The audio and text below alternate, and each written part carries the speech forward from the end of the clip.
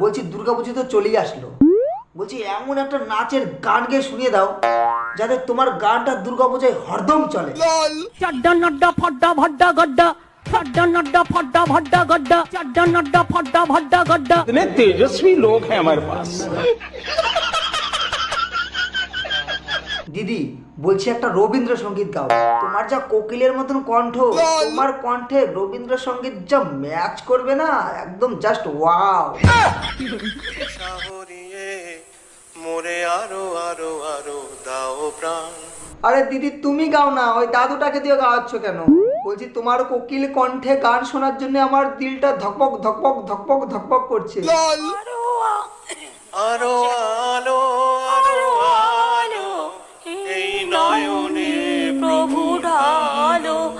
আরো আলো আরো আলো। तू चुप रे बाबा, तू चुप रे।